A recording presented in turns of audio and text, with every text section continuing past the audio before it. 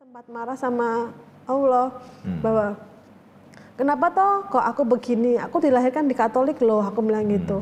Tapi kenapa aku endingnya kok di Islam gitu, sedangkan di Islam seluruh 90% tuh apa kisah ke rezekiku dibalik gitu loh. Dan itu tidak mudah gitu. Tapi kenapa aku tetap kekeh di Islam ya karena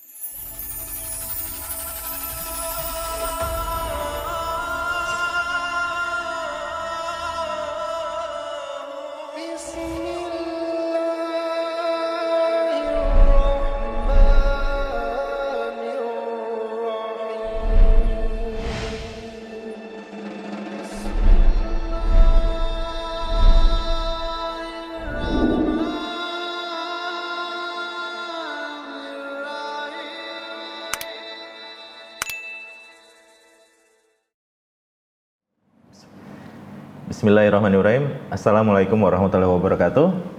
Mitra Muslim yang dirahmati Allah dimanapun Anda berada, kembali lagi bersama Balut Boy TV dalam program Sobat Hijrah, mengungkap dan mengambil ibrah dari perjalanan iman seorang hamba. Alhamdulillah wassalatu wassalamu ala Rasulullah amma ba'du.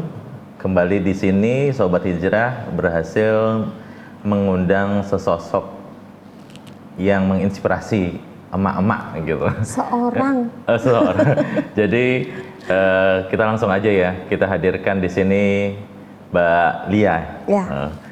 Assalamualaikum Mbak Lia. Waalaikumsalam warahmatullahi wabarakatuh. Nama lengkapku siapa coba? Iya, coba jelasin Mbak ke teman-teman Sobat Hijrah. Nama lengkap Mbak Lia siapa? Nama lengkapku dari kecil dari orang tua ngasih itu Natalia Arwitasari. Natalia Arwitasari. Nama baptisnya karena aku baptis dewasa, nama baptisku Evarista. Evarista. Eva itu kan wanita, gitu, Hawa. Makanya aku pinginnya Evarista. Tapi ya karena sekarang udah Muslim, jadinya muslimah ya, jadinya nggak dipakai lagi. Berarti itu dulunya kalau sudah dibaptis itu nggak mengubah di KTP gitu ya, enggak ya? Enggak. Karena ya, baptis dewasa itu ya? Sebetulnya waktu itu di KTP sempat masuk sih, sempat masuk nama Evarista Natalia Arwitasari. Tapi begitu hijrah, terus dapat surat mu'alaf kan, itu aku mengajukan ke Dispenduk untuk nggak pakai nama itu lagi. Gitu. Iya. Jadi kan karena baptisnya baptis dewasa, kalau orang Katolik baptisnya anak-anak dari kecil kan sudah tercatat di akte. Nah, karena aku baptis dewasa jadi nggak tercatat di akte. Baru tahu. Gitu. Itu berarti ini keluarga semuanya masih agama yang lama ya? Masih. Jadi ibu Kristen, Katolik. Jadi ibu beserta om, tante, om bule semuanya masih Katolik. Dan kami semua juga aktivis gereja ya, karena masih dulu saya pun juga aktivis gereja gitu. Terus anak-anak dari pernikahan yang dulu juga kan masih Kristen. Anak saya laki 3 itu juga masih Kristen.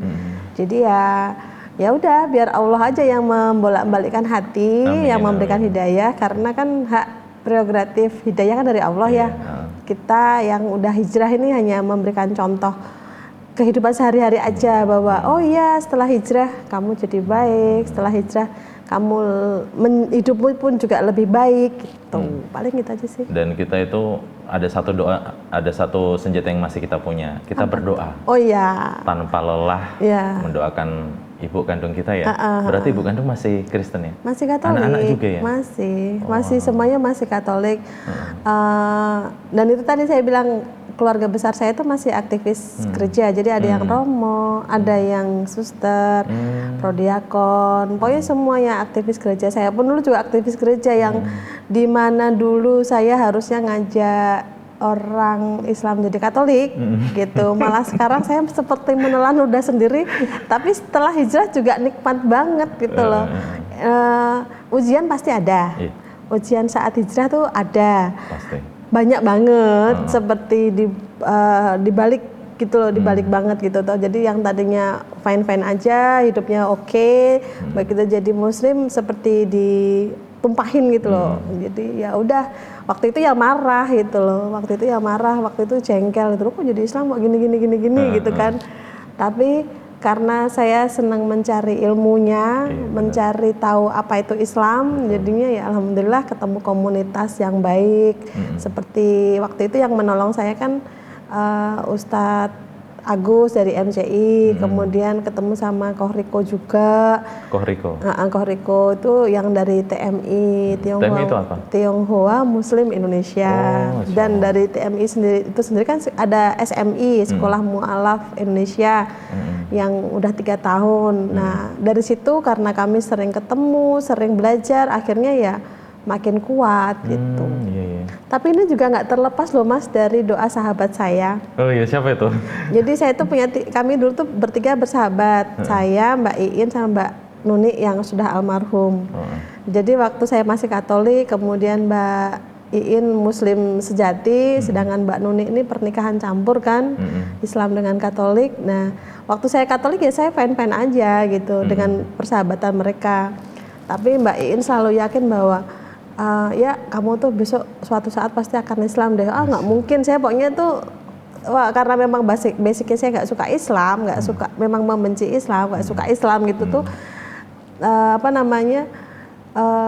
marah gitu loh. Apalagi kalau ada orang ngomong agama terbaik itu adalah Islam gitu. Saat itu saya pun marah, siapa kamu kok kamu bisa ngomong seperti itu gitu ya. Waktu itu saya masih Katolik itu. Ya saya marah gitu, semua agama tuh baik gitu, tergantung orangnya kalau menurut saya kan gitu. Nah ternyata doa teman saya terkabul, jadi waktu dia berangkat haji itu dia salah satunya yang mendoakan saya jadi Islam gitu. Dan waktu saya kan Islam ini tahun ke-7 saya. Saya jadi Islam itu 22 Desember 2016, itu syahadat saya. Karena mau menikah. Benar. Jadi alasannya mau menikah itu pun karena izin ibu ya. Ibu kan bilang kamu nikah di Katolik agak ribet gitu. Karena saya pernikahan pertama kan cerai hidup. Jadi kalau di pernikahan Katolik mungkin nanti Mas Fahmi juga makin paham ya. Jadi kalau pernikahan di Katolik itu kawin campur itu boleh, nikah beda agama itu boleh. Jadi Katolik sama Islam, Katolik sama apa tuh boleh gitu. Tapi di sini karena saya di pernikahan pertama itu cerai hidup, itu nanti kalau mau menikah di gereja Katolik itu ada penyelidikan. Jadi diselidikin dulu gitu toh. Sampai ke Vatikan dulu. Setelah Vatikan ACC barulah diizinkan menikah di gereja. Itu pun tidak sakramen, hanya pemberkatan. Jadi kalau pemberkatan itu ya di bawah altar, nggak pakai hosti gitu kan. Tapi kalau sakramen kan sampai hosti gitu. Nah terus ibu saya, udah ribet kamu nikah di Katolik gitu kan. Ya udah kamu nikah Islam aja, gampang gitu kan. Ya udah saya pikir ya karena mungkin ibu lagi seneng ya saya ambil kesempatan itu. Makanya saya syahadat. Waktu syahadat pun hari Jumat pas hujan deras lagi kan. Itu pun syahadatnya saya di KUA Gajah Mungkur itu saya nangis. Nangisnya gini. Memang nggak ada keluarga kan yang menemani, hanya teman-teman saya yang mensupport saya untuk masuk Islam ya. Mbak Iin itu, Mbak Nur sama suaminya. Ada suaminya Mbak Irmina juga. Itu saya nangisnya tuh gini, ya Allah, apakah memang ini jalan hidupku gitu loh. Kok saya seperti kayak dipermainkan kan gitu. Katolik sekarang Islam gitu. Waktu itu saya nangisnya tuh ya saya nangisnya waktu diucapkan syahadat tuh gitu.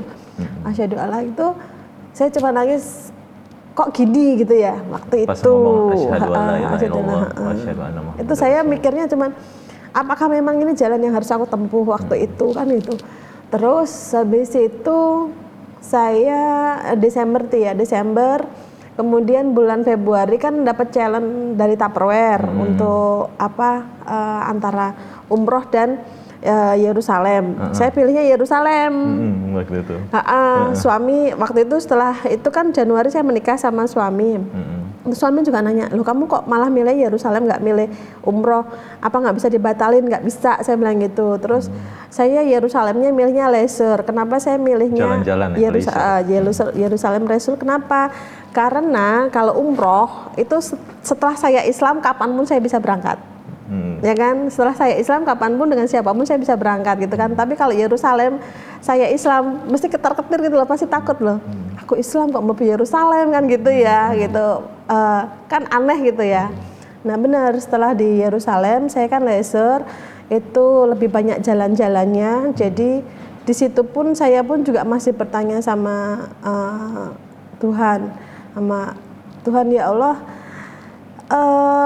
Kalau memang saya harus Islam ya tolong berikan petunjuk. Tapi kalaupun tidak, saya tetap Katolik ya saya juga berikan petunjuk saya gitu. Tapi tidak fokus karena leisure jadi banyak jalan-jalannya. Saya setengah hati yang kan lalu leisure Tupperware itu ada Hindu, Buddha, Islam, Nasrani, Katolik Kristen itu banyak. Satu rombongan tuh memang majemuk gitu. Karena saya belum yakin dengan Islamnya saya, teman-teman yang Islam pada masuk ke Masjid Al-Aqsa, saya nggak berani. Saya merasa masih belum layak. Akhirnya saya cuma di luar aja. Tapi teman-teman sharing foto-foto di dalam Masjid Al-Aqsa bagaimana gitu. Kemudian juga diceritakan bahwa di sana pun juga ada satu gereja dan masjid yang berdampingan gitu. Jadi memang saya berusaha mengambil hikmahnya. Di saat saya ke Yerusalem ya posisi saya abu-abu antara saya pun juga belum menjalankan sholat, tapi saya pun juga setengah hati menjadi seorang Katolik waktu di Yerusalem itu. Sepulangnya dari Yerusalem sebetulnya saya juga dapat tawaran untuk ke Flores yang setiap bulan Paskah itu kan ada di Flores untuk ke mana itu yang ada acara gitu kan ibadah di sana. Tapi saya membawa rombongan juga. Jadi saya dititipin kaos peserta beserta beberapa ubur rambengnya itu yang harus saya bawa. Kan ketua regunya udah berangkat. Jadi saya kan nyusul. Udah dikirim tiket, saya sudah siap berangkat tapi sama suami dilarang. Dia masih khawatir kalau saya kembali lagi gitu kan, kembali lagi Katolik, meyakini banget Katoliknya. Nah itu sampai bandara saya sudah check in, koper yang isinya perlengkapan untuk peserta dibawa lari dia, dibawa lari sama dia. Akhirnya saya batal berangkat. Iya, kalau sekedar baju saya mungkin di sana bisa ya, tapi kalau perlengkapan peserta kan nggak bisa. Benar. Akhirnya saya batalkan keberangkatan. Terus ya saat itu saya marah sama suami, kenapa? Ini kan saya bekerja gitu. Dulu pemandu wisata gitu? Ya dulu kan karena kuliah saya kan juga travel ya, jadi pariwisata, jadi saya dipercaya sama teman-teman gitu kadang untuk ayo ikut ke gitu kan. Nah waktu itu juga diajak pergi, kemudian tapi nggak jadi. Iya, suami marah. Nah suami marah, tapi teman saya yang travel akhirnya memaklumi, terus lah setelah itu saya menjalankan Islam ya apa adanya. Diajak suami untuk sholat, ayo suami sholat jamaah, kamu kan sudah Islam kan gitu. Saya nggak mau. 1 tahun pertama, jadi 2017 itu saya nggak mau, jadi nggak mau menjalankan kewajiban saya sebagai seorang Muslim, nggak mau karena pertama memang suami saya mengajak sholat, tapi suami saya tidak memberikan hal yang saya butuhkan selain sholat gitu loh. Jadi suami saya kan juga tidak bekerja waktu itu. Jadi saya berpikir bahwa kamu aja nggak ngehidupin saya kok, nggak ngasih contoh yang baik kok, kenapa saya harus ngikutin kamu gitu toh. Saya nggak mau sholat. Bahkan beliaunya itu kalau ngajak sholat itu bagi saya rada aneh gitu. Karena entah ya, ini juga laki-laki Muslim yang mengajak wanita jadi mu'alaf itu apakah paham apa enggak, saya kurang tahu. Jadi suami saya tuh kalau ngajak sholat tuh dia bilang gini, kamu kan supaya suci, kamu kalau sholat tidak usah pakai baju, jadi langsung mukena gitu. Nah saya kan nggak paham, saya jalanin aja. Tapi begitu saya tanya sama orang gitu, yang Muslim biasa gitu, juga ya itu baik, mereka bilang gitu. Kan kamu di rumah, mungkin menghindari najis, dia bilang gitu. Tapi bagi saya kan kayak risih gitu loh, nggak pakai baju langsung mukena kan rasanya kayak risih gitu. Nah, tapi kalau saya ya namanya sholat bolong-bolong lah waktu itu, jadi ya nggak, dia bilang ikuti saya aja, dia bilang gitu. Oh ya. Nah, setelah itu saya mulai merasa bahwa mumpung saya Islam, saya tak belajar, saya tak datang kajian.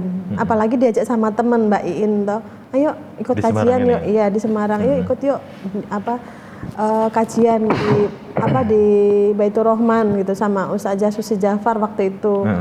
Nah, saya datang setiap Sabtu. Dan kalau saya berangkat, saya nggak pakai kerudung, nggak pakai kerudung. Jadi saya pakai kerudungnya ya seperti ini, ala tapi gitu ya? saya pakai tapi di masjid. Dan saya pakai baju pun juga masih ala kadarnya, jadi masih pakai celana dan sebagainya gitu.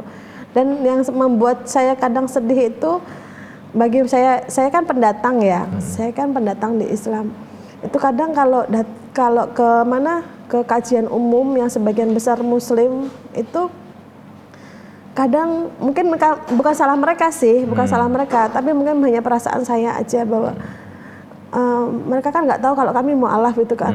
Mereka hanya memandang, oh ya kamu Muslim, kamu Muslimah, kajian bareng gitu.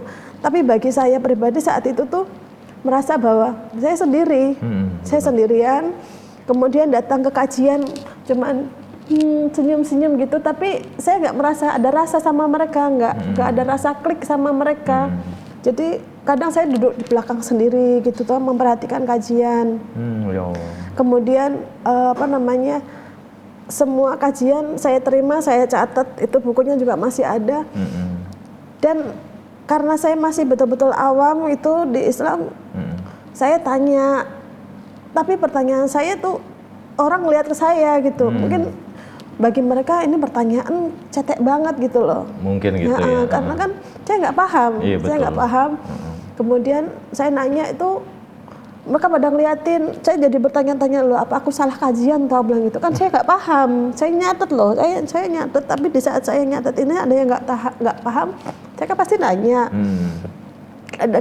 Dari situ saya ngerasa, wah ini kajiannya nggak cocok ini aku gitu, karena mungkin terlalu tinggi buat saya gitu. Walaupun saya senang, akhirnya kalau saya datang saya diem, nggak tanya gitu. Kecuali ada teman saya gitu, baru saya dikenalin gitu tuh sama yang lain. Nah setelah itu karena banyak pertanyaan dalam diri saya harus bagaimana. Itu sama teman saya Mbak Iin dikenalin sama Ustadz Malik yang di Harapan Bunda. Harbun, Ustadz Malik. Ya? Ustadz Malik. Dan ternyata Ustadz Malik juga tidak bisa menampung pertanyaan saya. Karena kalau mu'alaf yang ingin tahu pasti kan ini gimana sih, ini gimana gitu tuh. Lah sedangkan mungkin Ustadz pada umumnya kan nggak tahu cara menyelami mu'alaf itu bagaimana. Akhirnya saya diarahkan untuk nanya ke Ustadz Agus MCI, Mu'alaf Center Indonesia yang Semarang, Ustadz Agus Tirahanto. Dari situ barulah ada pertemuan, ada komunitasnya. Saat itu yang memfasilitasi Pak Budi, Profesor Budi yang Undip Tembalang itu, kami diberi tempat di Ruko Sultan Agung, sebelahnya Superindo. Beberapa kali bertemu di sana, komunitas mu'alaf khusus, memang kami di situ sharing, kami di situ bertemu ya, dan sebagian besar mu'alaf. Saling menguatkan juga ya. Nah, mulailah di situ saya merasa nyaman. Merasa oh iyalah di sini aja tempatku gitu. Nah, sejalan dengan waktu ternyata ada beberapa hal yang nggak cocok juga. Nggak cocok dalam arti itu mungkin kalau saya fokusnya tuh pingin ke mu'alaf gitu. Jadi acara yang mu'alaf, pembinaan yang mu'alaf gitu, menguatkan dia mu'alaf gitu kan. Jangan dicampur sama yang umum gitu. Kalau saya pengennya gitu lah. Akhirnya sama Ustadz Agus tetap berjalan, ketemulah dengan Kohriko ini, dengan sekolah mu'alafnya yang memang fokus. Itu di Tionghoa Muslim ya, Kohrikonya? Tionghoa Muslim Indonesia itu kan programnya salah satunya mu'alaf itu, sekolah mu'alaf itu. Waktu itu di Greenhouse tempatnya, yang di Sultan Agung itu, ya kan. Nah setelah itu di situ masih dengan laki perempuan, jadi Ikhwan Akhwat gitu kan, Ikhwan Akhwat, lalu sekolahnya dengan Ustadz Ustadz dan ustazah. Ustazahnya Dokter Dewi Purnamawati dari Solo. Ustadznya waktu itu macam-macam lah gitu ya. Itu disponsori juga sama FKM Mas Dian ya kan. Nah, di situ pun saya dijadiin contoh. Karena memang saya orangnya kan sering nanya nih. Dijadiin contoh sama Ustazah Dewi. Gitu. Jadi saya ingat banget tuh Ustazah Dewi kalau ngomong tuh julurkanlah jilbabmu menutupi denko tanpa kalengmu gitu kan gitu. Saya juga bercanda, lah kan saya nggak punya denko, saya kan cuma tutup gelas, ngapain tak tutupin gitu kan, maksudnya kan ditutupin semua gini tuh. Terus dikasih contoh, coba nih lihat nih kayak gini gitu. Terus yang laki-laki ada belakang, jangan lihat yang perempuan gitu kan, karena kita dicampur ya gitu. Lihat tuh udah bagus nih pakai kerudung begini, tapi lihat gini gitu, sama aja dia kayak nggak pakai kerudung gitu kan. Keras sih tapi mengena. Bener. Bahkan dikasih contoh lemper aja 2.000 itu aja dibelebet ya. Apalagi tubuh manusia gitu, apalagi perempuan harus jaga aurat. Terus apa namanya, permen kalau dibungkus masih bagus kan, kalau udah lepas kan nggak bagus gitu. Emang mau gitu ya, dari gitu-gitulah gitu. SMI 1 sudah berjalan, kemudian SMI 2 di Masjid Panut. Ini fokus lebih banyak diurus sama FKM, Ustadz Zainal dan Mas Dian. Tapi ya itu tadi masih campur Ikhwan Akhwat dan full yang mengisi Ustadz semua. Ya Ustadz Rifki Kurniawan, Ustadz Ananta, Ustadz siapa namanya? Aduh saya lupa, ada 2 lagi itu. Pokoknya materinya sendiri-sendiri, soalnya fikih sendiri, siroh sendiri, akidah sendiri gitu-gitu. Nah sudah, ternyata teman-teman masih belum puas, saya pun juga belum puas. Karena apa? Lah nek kene tekok haid masuk tekok mbek ustad kan ndak enak ya. Iya, gitu kan, sungkan gitu. Mbak curhat wanita kan masuk mbek ustad, ngomong ke bojone masuk mbek ustad kan ndak enak gitu toh. Terus akhirnya teman-teman juga jangan di Masjid Panut, capek naik tangganya gitu kan, udah gitu-gitu. Terus akhirnya ya udah kita vakum, berjalan tapi nggak maksimal. Terus akhirnya saya sama Kansa terbersit ide untuk bikin mu'alaf khusus akhwat.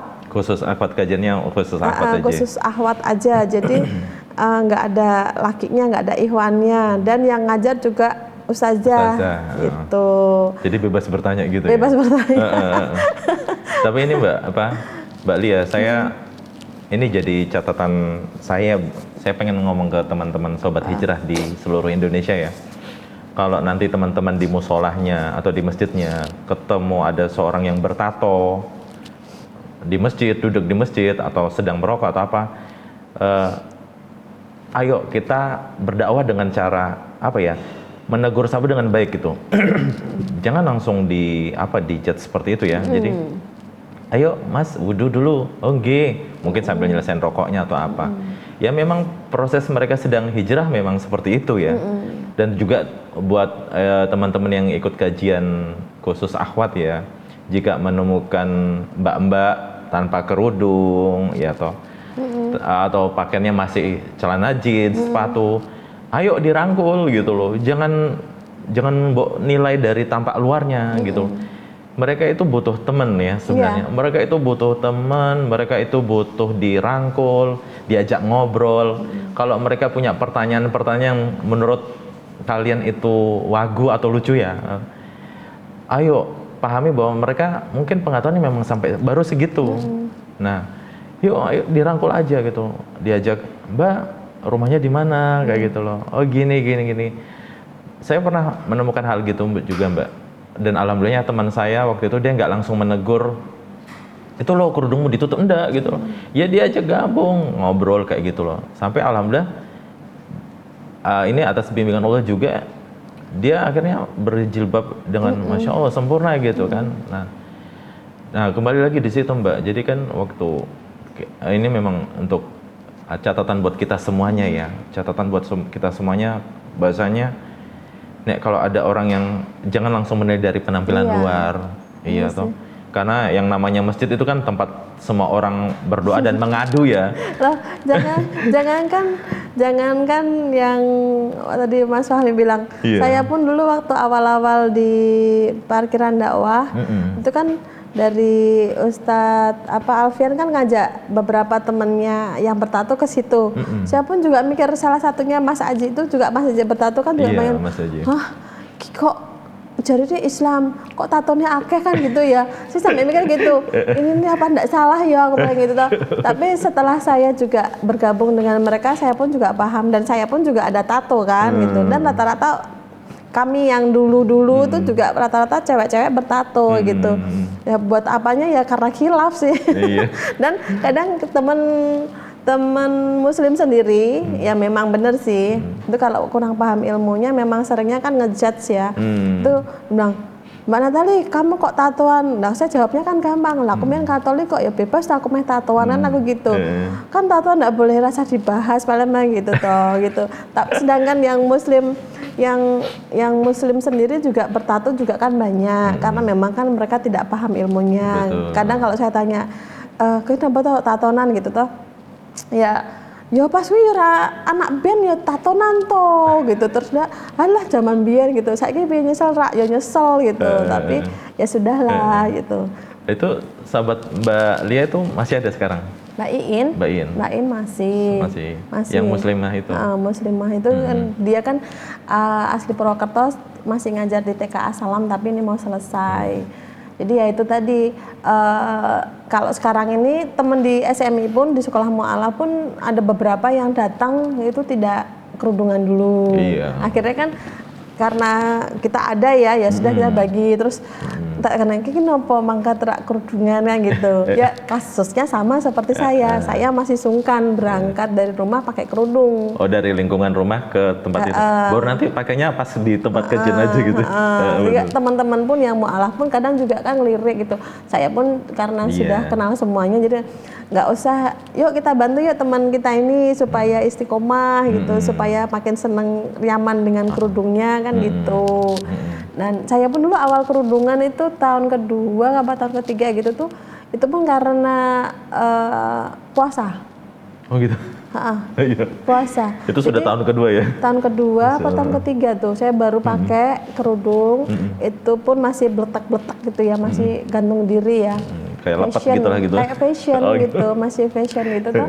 Itu pun teman saya di jualan regensi itu pun bilang, "Alah, kamu ki paling karena karena Ramadan." Moga-moga enggak aku bilang gitu. Semoga tidak gitu. Terus begitu selesai Ramadan saya tetap pakai. Mereka pada bertanya, emang kamu yakin pakai kerudung nanti rambutmu rontok lah, rusak lah begini-begini. Tadinya pun saya berpikir akan panas, sumuk. Ternyata alhamdulillah enggak gitu kan. Itu semua karena dari Allah ya. Dan yang paling penting supaya menegaskan kepada teman-teman Katolik saya bahwa saya sudah hijrah. Benar. Karena sebelum saya pakai kerudung, teman saya di gereja kan mereka semua manggil saya Eva. Jadi saya sekarang tahu teman saya manggil Eva itu teman gereja gitu. Teman saya yang manggil saya Natalia itu teman zaman dulu. Teman sekarang manggil saya Alia, kalau enggak Lia gitu kan. Jadi saya tahu kotak-kotaknya. Jadi saya sudah mu'alaf, saya sudah sholat, tapi teman gereja saya masih ngajak. Jadi karena saya memang di gereja aktivis, mereka nggak percaya. Jadi Eva, ayo kita mau ada retret nih, ikut ya gitu. Eva, kita mau ada ke gereja, ke Gua Maria ini, ikut ya gitu. Saya kan bilang, loh saya udah muslim, saya nggak bisa, udah ikut aja. Kamu kan seneng dolan gitu. Oh gitu. Iya. Padahal mereka tahu kalau saya udah sampai bersama mereka, saya nggak pegang mic. Saya suka membuat suasana tuh bahagia, seru, dan yang pasti nyanyi. Nggak mungkin enggak kan. Nah itu saya sebelum pakai kerudung. Jadi mereka seolah-olah tuh kayaknya Eva masih bisa diajak nih ke gereja gitu. Kan kehilangan domba kan. Jadi domba tersesat gitu. Saya kan mereka kan kehilangan domba. Jadi dombanya harus diajak balik kan gitu. Jadi mereka selalu Eva kita kumpul. Tapi aku udah muslim, aku udah bilang gitu. Nggak apa-apa, nggak ada minuman nanti yang haram yang haram nggak usah kamu ambil. Kan pasti ada daging babi, pasti gitu kan. Jadi supaya mereka yakin bahwa saya sudah pakai kerudung, saya Islam, saya pakai kerudung. Sudah pakai kerudung pun saya masih diundang, masih diajak, sampai sekarang saya masih diundang. Eva ini sakit, kamu ikut datang ya. Eva ini ada kumpul, kamu ikut ya, gitu. Masih sampai sekarang. Tapi ya itu tadi, saya berusaha menolak dengan halus supaya mereka tidak tersinggung, tapi silaturahim kami tetap terjaga. Bahkan ada juga yang ngeledekin, ya bukan ngeledek ya, mungkin doa ya. Karena melihat postingan saya gitu, kadang kalau pas ketemu, aduh Bu Haji, gitu. Saya cuma bilang amin, saya bilang gitu aja. Karena mungkin melihat aktivitas saya. Dan Mas Fahmi, saya mau balik sedikit. Jadi waktu saya mualaf tahun 22 Desember itu kan saya posisi masih kontrak. Kontrak rumah karena memang mau menikah gitu kan. Waktu bulan Januari kan saya menikah dengan suami, itu posisi anak saya lagi liburan. Lagi liburan, begitu mereka pulang, mereka tahu mamanya sudah menikah dan jadi Islam, mereka kan kaget. Gitu. Loh mama kok gini-gini, udah ini pilihan mama daripada mama zina kan gitu. Sudah sama-sama dewasa, pergi bareng, nanti jadinya zina, sama mama nikah aja. Tapi kenapa mama Islam? Mama kenapa harus jadi ikut Islam? Terus ya saya jelasin. Nah setelah itu saya disuruh pulang sama ibu saya. Udah kamu pulang, kamu kan sudah menikah. Kamu akan lebih punya harga diri kalau kamu punya rumah, nggak kontrak kan gitu. Kamu pulanglah gitu. Akhirnya karena saya berpikir bahwa saya sudah punya suami dan saya ingin membuktikan bahwa Islam saya baik, saya pulang. Tapi ternyata ibu punya maksud lain gitu toh. Ibu punya maksud lain bahwa oke, kamu sekarang sudah menikah, kamu sudah sah, punya suami dan kamu sudah pulang. Kembalilah ke Katolik. Kembalilah ke gereja. Makduk gitu. aku. Iya, kembalilah ke gereja. Tapi ibu nggak ngomong. Ibu nggak ngomong. Ibu hanya minta saya pulang, tapi beliaunya berharap saya kembali ke gereja gitu kan. Setelah saya tidak ke gereja beberapa bulan, bahkan saya malah diem-diem itu ngaji, kajian, ikut kajian. Jadi itu tadi, saya kalau di luar baru pakai kerudung gitu. Nah, suatu ketika saya lagi di kaca, lagi mantes-mantesin kerudung yang mau saya pakai untuk kajian. Ketahuan ibu. Ketahuan ibu. Jadi, wah kamu sekarang mau jadi Bu Haji ya? Saya kan langsung takut kan, langsung takut. Enggak kok Bu, biasa aja. Saya cuma mau mantes-mantesin gitu toh. Nah dari situ ibu saya mulai berpikir bahwa wah ini Lia gak bakal balik Katolik nih gitu kan. Sepertinya dia mau mempelajari Islam gitu kan. Nah nggak lama ibu saya ngusir. Ngusir. Jadi ibu saya suruh pergi dengan alasan karena kamu nggak mau balik jadi Katolik gitu, nggak mau balik jadi Katolik, jadi udah kamu pergi aja gitu. Padahal di situ saya baru berapa ya, 4 bulan kalau nggak salah di rumah ibu itu. Padahal saya udah ngomong sama ibu, Bu saya jangan diusir, saya bilang gitu, saya belum ada dana untuk kontrak kan saya gitu. Tolong saya izinkan dulu belajar Islam. Kalau saya nggak nyaman di Islam, saya tak balik Katolik. Itu kan nggak salah. Pasti itu. Jadi domba yang hilang kan kembali gitu kan. Gitu. Jadi kan nggak masalah kan. Nah, karena saya diusir, ya sudah keputusan ibu bulat mengusir kami.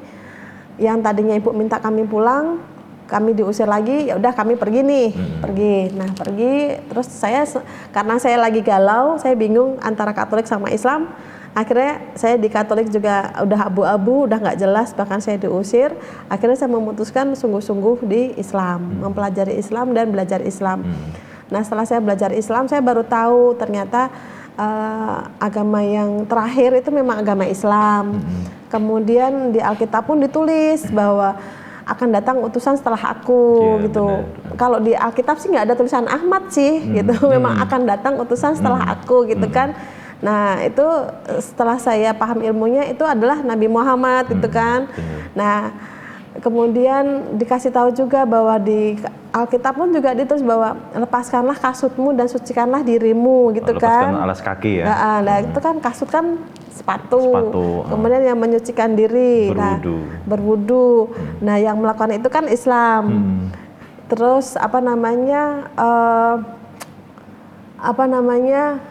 Setelah itu kalau doa, Yesus kan nggak pernah doa, dia berdiri, kemudian dia ada gininya, ada sujudnya juga ada sujudnya. gitu.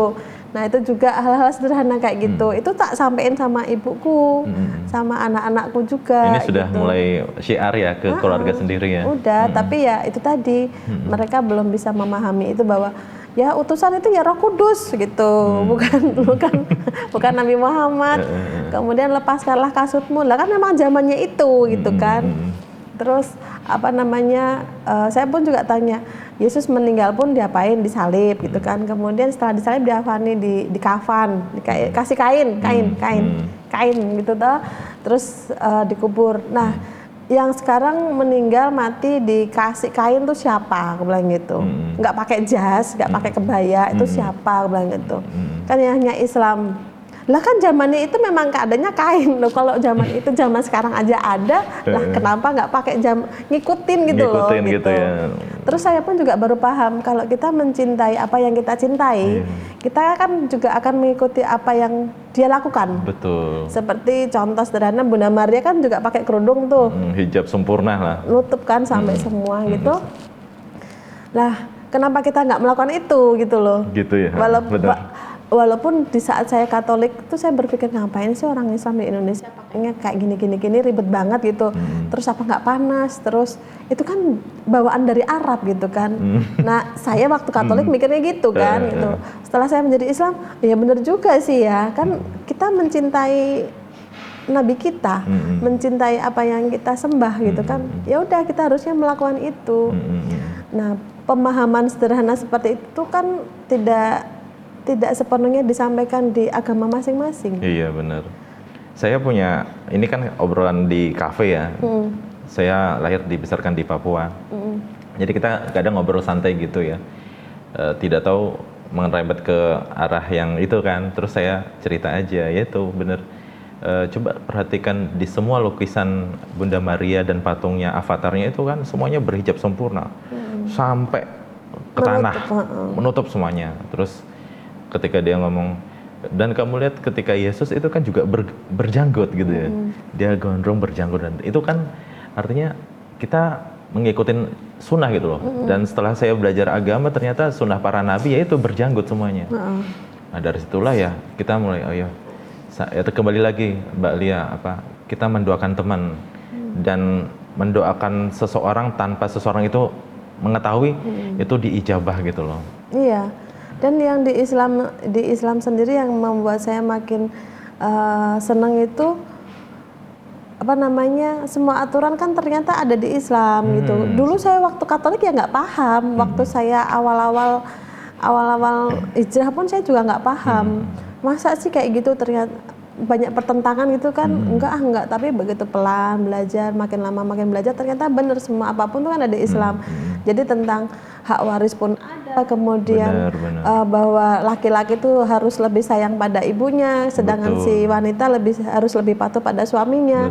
Itu kan memang tercatat semua gitu loh. Lah yang ada di situ yang detail banget itu kan ya cuman di Islam gitu loh, bukan di yang dulu kan ada Injil Matius, Markus, Lukas, Yohanes. Nah, Injil Yesus mana? Kan nggak ada. Padahal yang memberitakan kan Yesus. Tapi Injil Yesus nggak ada. Injil Isa nggak ada. Injilnya Matius, Markus, Lukas, Yohanes. Sedangkan kisah-kisahnya itu kan kisah-kisah ya. Berarti seperti cerita, dongeng. Bukan dari Allah nurunin gitu loh. Jadi hal-hal sederhana itu tuh saya secara logika nerimanya, bukan secara keilmuan harusnya begini loh, begini. Saya nggak paham kalau gitu. Tak pikir, nah iya ya, kan zamannya Yesus, Isa, berarti kan harusnya ada Injil Isa. Tapi nggak ada Injil Isa, adanya Injil ini Matius, Markus, Lukas, Yohanes. Kemudian Nabi Isa pun juga dia selalu mengatakan aku nih utusan gitu kan, aku nih utusan, bukan gitu. Tuhan, bukan ya? Tuhan, tapi karena dibikin patungnya dia seolah-olah kan kayak itu, tapi ya itulah. Terus soal ma'am babi pun juga kalau dulu kan saya bilang babi itu haram, dia kalau mentah, kalau matang kan harum kan gitu. Tuh ya memang masakan anak memang babi sih, memang babi. Jadi kalau temen anakku pun juga, mama nggak mau makan ini gitu. Kalau saudara-saudaraku udah paham, sepupuku udah paham. Mau kemana? Mau ke sini Mbak Lia, mau ikut nggak? Enggak, udah paham mereka gitu. Tapi kalau anak-anak, mama nggak makan ini ya mah? Enggak, mama udah ada nih, darahnya udah ada, lomok-lomok pun juga ada, babi kecil ada, haram semua di sini udah ada, kan nggak bisa dikuras ke darahnya. Tapi kan mama udah tahu itu nggak boleh, ya udah nggak usah gitu. Jadi saya nyampein sama anak-anak pun sederhana, tapi mereka pun juga belum dapat hidayah ya. Itu hak Allah lah. Ya. Gitu. Kembali lagi Mbak ya, apa? Doa seorang ibu ya. Selama masih ada nafas, kita selalu mendoakan teman-teman kita, saudara kita yang saat ini belum dapat hidayah ya. Ya Allah, semoga Engkau senantiasa menggerakkan mereka menjemput hidayah-Mu seperti itu. Ini saya juga mau sedikit promosi ke teman-teman Sobat Hijrah ya, bahwasanya ini ada komunitas namanya Tionghoa Muslim dan Mualaf Center ya. Tionghoa Muslim khususnya Semarang ini dia punya program namanya SMI, Sekolah Mualaf Indonesia. Monggo yang mencari komunitas, teman, yuk kumpul ke SMI. Nanti insya Allah nanti kita cantumkan ya kontak personnya SMI, mau hubungi siapa gitu. Sekolah Mualaf Indonesia. Jadi teman-teman yang mau belajar dari basic lah, dari pertanyaan-pertanyaan nih kayak gitu ya. Yang lucu-lucu. Dan saya jadi ingat pernah baca tausiahnya si siapa? Ustadz Felix Xiao ya. Felix Xiao itu kan orangnya logika banget ya. Dan semua pertanyaan itu ada dalam Islam. Iya. Semua terjawab di dalamnya. Dan Masya Allah, dan dari situlah makanya adanya program Sobat Hijrah itu kita pengen mengambil ibroh dari perjalanan iman. Nah kembali ke Mbak Lia lagi tuh, posisinya ketika ibu kandung masih di agama Kristen, anak-anak kandung juga masih di sana, dan perintah dalam Islam kan kita tetap berbakti pada orang tua ya, tidak pada cara mereka beribadah gitu, melayani mereka kayak gitu ya Mbak ya. Ya, alhamdulillahnya sekarang ibuku mulai bisa menerima keislamanku, nggak memaksakan aku lagi untuk Katolik. Karena kan gini, setahun yang lalu ya 2000, ini 2023, 2021 akhir. Iya. Ya 2021 akhir itu kan aku kontraknya habis nih. Terus aku ada masalah dengan suami. Kemudian aku sama suami itu udah sepakat untuk kita break dulu. Itu kan break dulu. Nah, karena break, beliaunya pulang ke Surabaya, aku mau pulang ke rumah ibuku, gitu. Karena ibuku punya syarat, kamu boleh pulang asalkan tanpa suamimu, gitu toh. Terus, oke, ini masih bisa lah, karena memang suamiku mau pulang ke Surabaya kan, gitu. Nah, yang kedua ini syaratnya, aku harus balik Katolik. Waktu itu malah main pingpong gitu ya Mbak waktu ya? 2021 bulan November lah itu ibuku. Jadi ibu kan tinggal di Semarang, di Medan kan. Itu tuh kakakku juga di situ, sudah sama ibu ya kan. Jadi waktu aku mau pulang, aku dikasih kakak masih Kristen? Kakak semua, semua. Hanya dari keluarga besar tuh hanya satu bule yang di Gresik yang Islam. Tapi sampai ini benar-benar dianggap domba tersesat. Domba yang hilang benar-benar. Dari terahnya ibuku, aku betul-betul yang murtad ya. Nah itu apa namanya, kakakku di pavilionku dulu, tempat yang aku tinggali, ibu di tengah, kemudian aku yang dekat jalan. Waktu itu kan alasannya ibu tuh supaya ibadahmu tidak mengganggu kami, terus apa namanya, supaya kalau kamu keluar masuk juga kami tidak tahu kan gitu. Ya seomah tapi kayak diasingkan gitu ya. Nah waktu itu, tapi karena aku udah bilang sama ibu, Bu, nek nomor 1 tanpa suami insya Allah bisa. Tapi kalau aku suruh balik Katolik, aku sudah tidak bisa, aku bilang gitu. Karena kalau aku balik Katolik itu, di Katolik aku udah gak nyaman dan aku sudah tahu kebenarannya.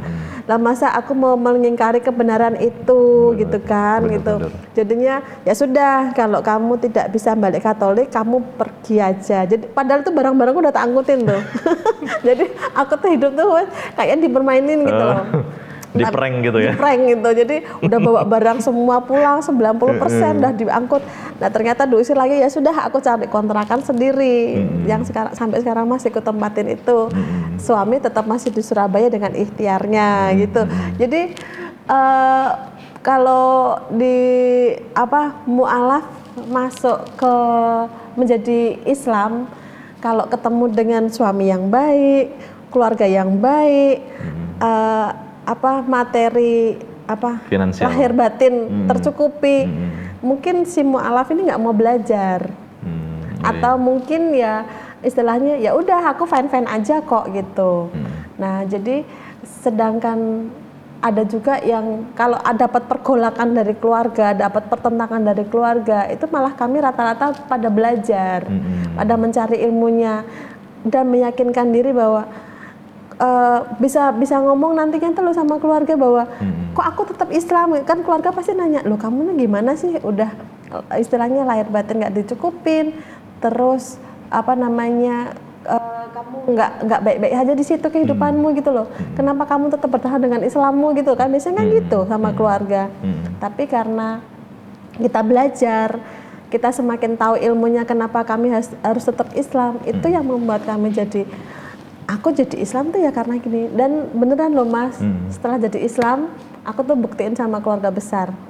Kalau dulu waktu aku masih Katolik dan aku pisah dengan papahnya anak-anak, aku disupport, dikasih bantuan uang kontrakan, terus kalau ada apa-apa mereka masih mau bantu gitu kan. Tapi begitu aku jadi Islam, aku buktikan bahwa aku baik-baik saja tanpa dibantu mereka. Walaupun kondisiku tidak sebaik yang dulu secara materi, tapi aku bahagia gitu loh, aku tenang, aku bahagia, dan aku tidak merepotkan keluarga. Itu yang aku sama teman-teman mu'alaf yang sekarang di SMI itu berusaha kami saling menguatkan tuh di situ. Pertemuan SMI itu setiap hari apa Mbak? Setiap hari Sabtu. Sabtu ya? Setiap hari Sabtu jam 5:30 sampai 5:30. Oh sore ya? Kan ada kiroati. Khusus mu'alaf, akhwat ya? Akhwat. Yang bukan mu'alaf pun juga nggak apa-apa, yang mau belajar dari nol. Oh, yang belum mu'alaf nggak apa-apa mau belajar? Misalnya yang umum mau belajar tuh boleh, karena ada, Mbak aku dengan Islam, lah kok belajarnya di sini, kan sudah banyak tempat yang lain gitu. Aku belum tahu apa-apa, aku mau belajar gitu. Soalnya di mu'alaf tok yang pertanyaannya lucu-lucu gitu.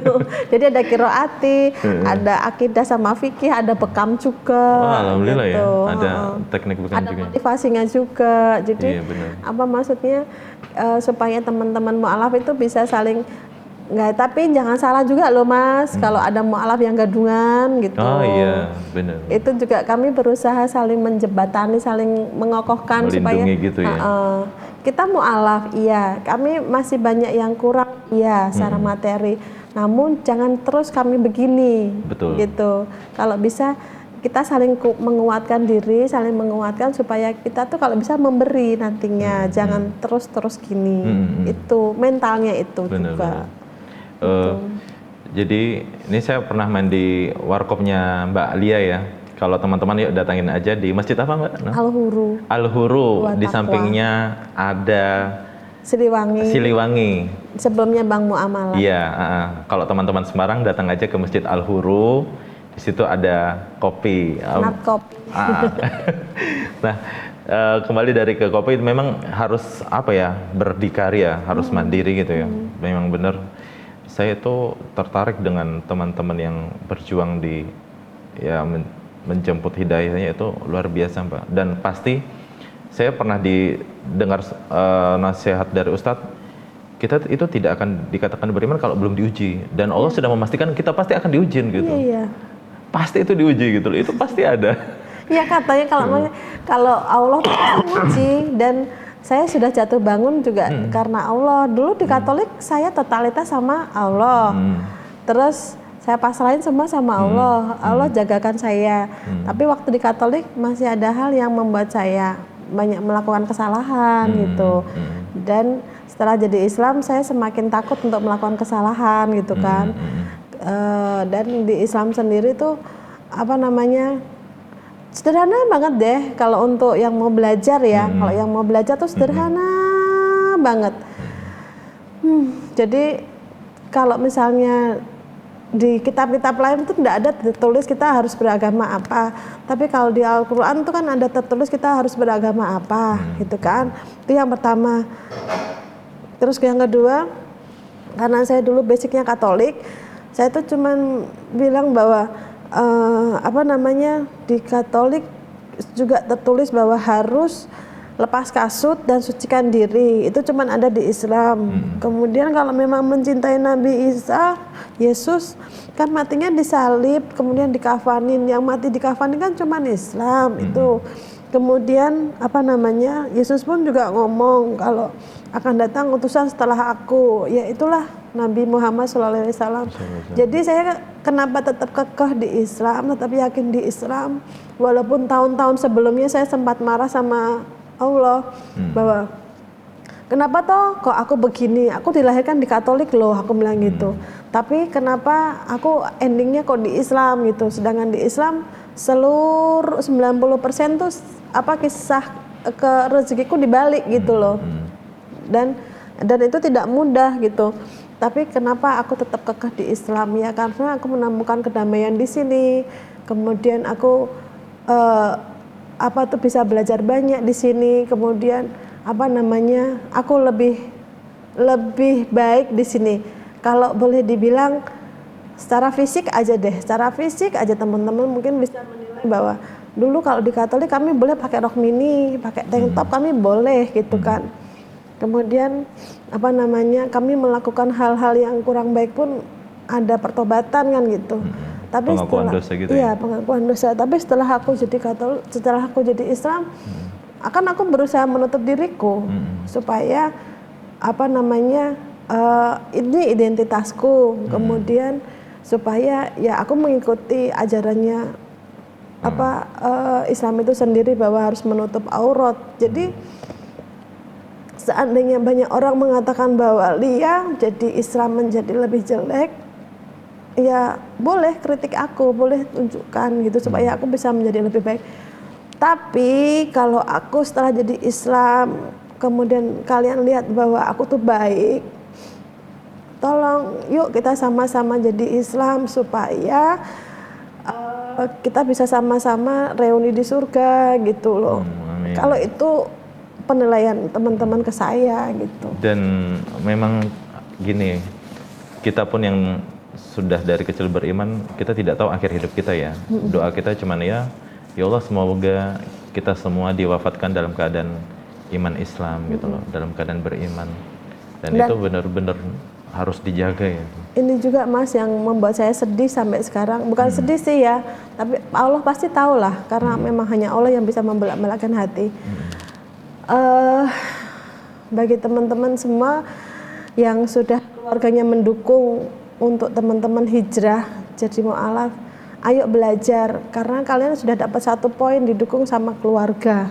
Ayo tinggal belajar ilmunya supaya tidak jadi Islam KTP aja atau Islam abangan. Lalu sedangkan anak saya 3 laki semua tuh masih Kristen. Masih Kristen, mereka bahkan ya mohon maaf ya Mas, mohon maaf banget tuh teman-teman semua tuh, anak saya tuh ada yang punya pacar Islam. Tapi dia malah berkeyakinan bahwa pacarnya Islam ini akan jadi Kristen. Itu kan jadi kesedihan bagi saya gitu toh. Tapi saya juga ngomong sama pacarnya bahwa ayo kita doakan semoga anak saya ini bisa jadi Islam, karena selalu saya bilang mama sudah Islam. Kapanpun kalian mau jadi Islam, mama siap. Mama siap mendukung kalian gitu. Lahir batin mama siap, sampai darah pun mama siap gitu. Bahkan kalian nggak bekerja pun, asalkan kalian tetap taat sama Allah, tetap di jalan Allah, ikuti komunitas Islam, mama nggak akan membebani kalian dengan pekerjaan gitu loh Mas. Buat apa pekerjaan dunia kalau memang itu tidak diridhoi Allah. Sedangkan saya tuh sampai banyak belajar dari teman-teman FKM gitu, mereka notabene nggak bekerja secara sungguh-sungguh, tapi mana Allah jagakan semua rezeki mereka gitu. Saya pun juga, saya tidak bekerja secara penuh, tidak punya gaji bulanan. Tapi alhamdulillah Allah jagakan saya gitu, jagakan rezeki saya, semua kebutuhan saya juga dipenuhi. Asalkan ya itu tadi, kita mau belajar, kita mau sungguh-sungguh di jalan Allah. Jadi janganlah teman-teman muslim di luar sana tuh mengatakan hidup tuh saya tuh susah, hidup saya tuh tidak berkecukupan, hidup saya tuh banyak utang, banyak begini-begini. Sedangkan kalian tidak mau ikhtiar, tidak mau belajar, tidak mau dekat sama Allah dan tidak mau berkomunitas yang baik dan benar. Itu aja.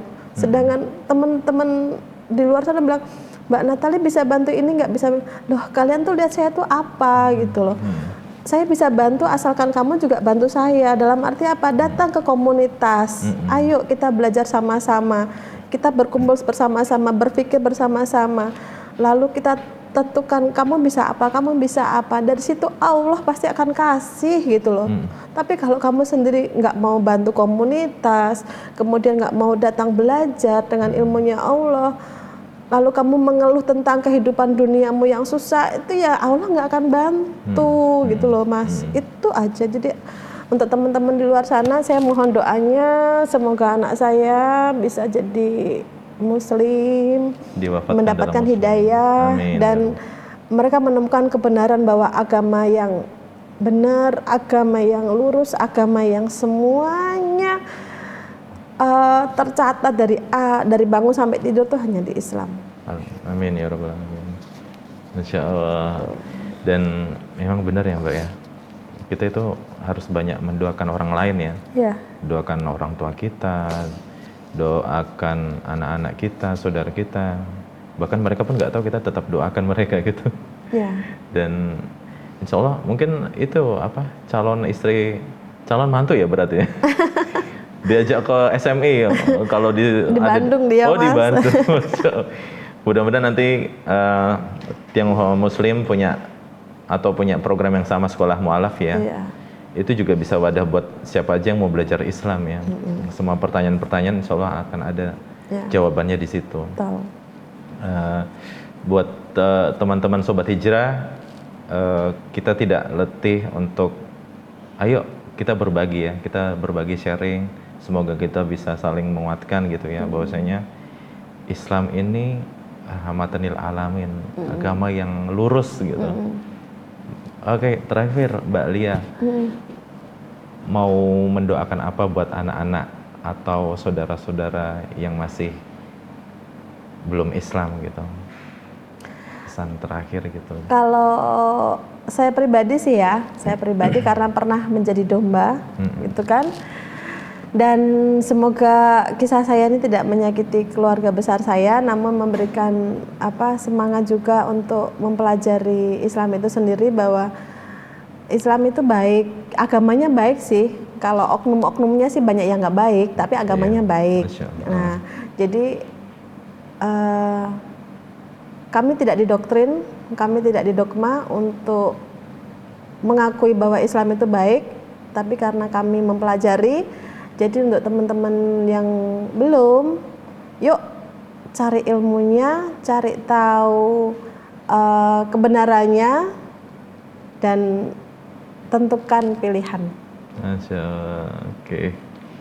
Insya Allah ya, kita doakan semoga Allah menggerakkan hati kita semua untuk condong ke dalam agama yang lurus ya. Semoga kita juga diwafatkan dalam keadaan iman Islam. Amin. Amin ya rabbal alamin. Oke, demikian dari kami Sobat Hijrah sekalian. Insya Allah kita akan menghadirkan lagi sosok-sosok yang menginspirasi, yang menggerakkan kita untuk terus tidak letih dan harus rajin belajar untuk menimba ilmu ya Mbak ya. Demikian dari kami Balut Bait TV, saya Rian Fahmi Waliulu dan Natalia Arwitasari.